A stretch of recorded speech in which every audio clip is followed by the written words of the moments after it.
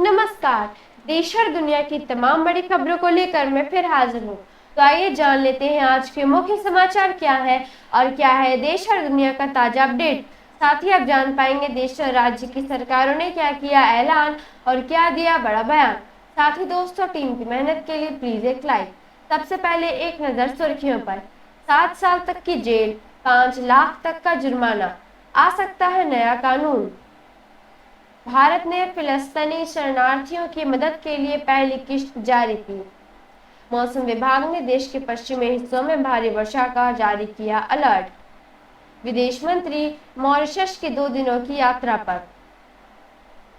अलग अलग राज्यों में बाढ़ को लेकर गृह मंत्री गंभीर। पवित्र अमरनाथ गुफा के दर्शन के लिए भक्तों की यात्रा हुई शुरू। अब खबरें विस्तार से।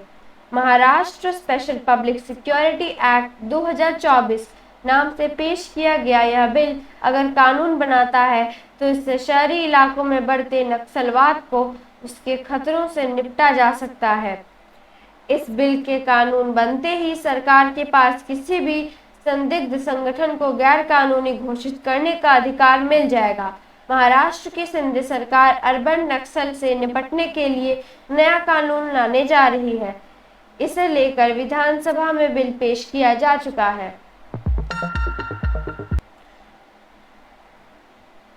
भारत में वर्ष 2024-2025 के लिए फिलिस्तीनी शरणार्थियों के लिए संयुक्त राष्ट्र राहत एवं कार्य एजेंसी को $25 लाख की पहले किश्त जारी की।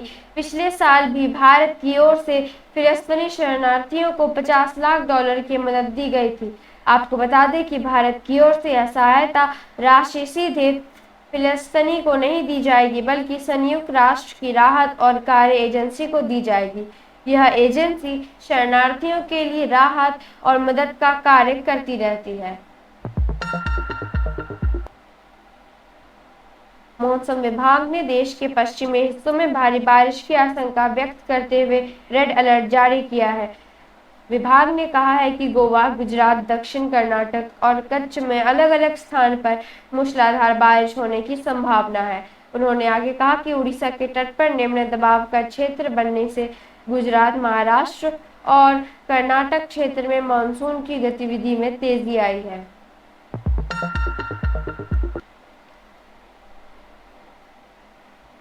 विदेश मंत्री डॉक्टर एस जयशंकर 2 दिनों की यात्रा पर मॉरिशस जा रहे हैं। इस यात्रा के दौरान वे मॉरिशस के प्रधानमंत्री से मुलाकात करेंगे, साथ ही वहां के वरिष्ठ मंत्रियों के साथ बैठक में भाग लेंगे। विदेश मंत्री का कहना है कि इस यात्रा से भारत और मॉरिशस के बीच का संबंध पहले से और भी ज्यादा मजबूत होगा।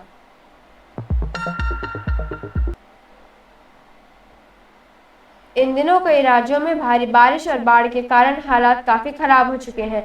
इन राज्यों में असम, उत्तर प्रदेश और गुजरात शामिल हैं। आपको बता दें कि इन तीनों राज्यों के कई जिले भारी बारिश और बाढ़ की चपेट में हैं। गृह मंत्री ने तीनों राज्यों के मुख्यमंत्री से बात की और भारी बारिश के कारण उपजी स्थिति का जायजा लिया।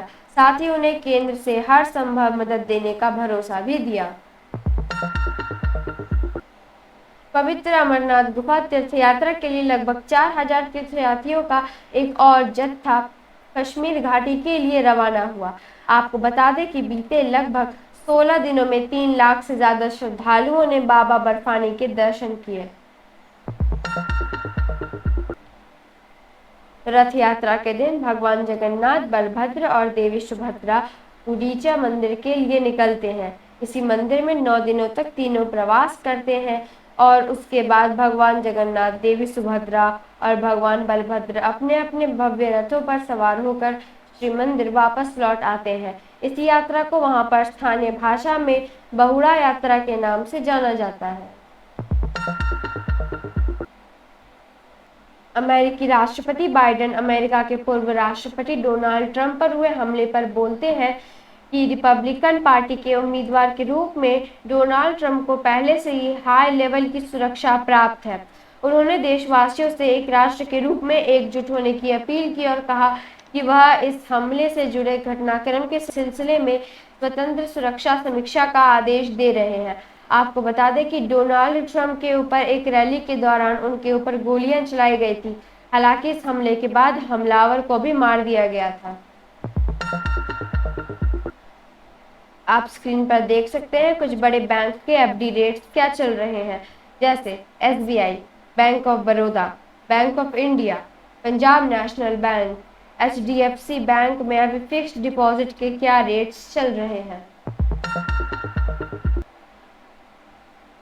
सोना चांदी का आज का बाजार भाव क्या रहा, आप स्क्रीन पर देख सकते हैं।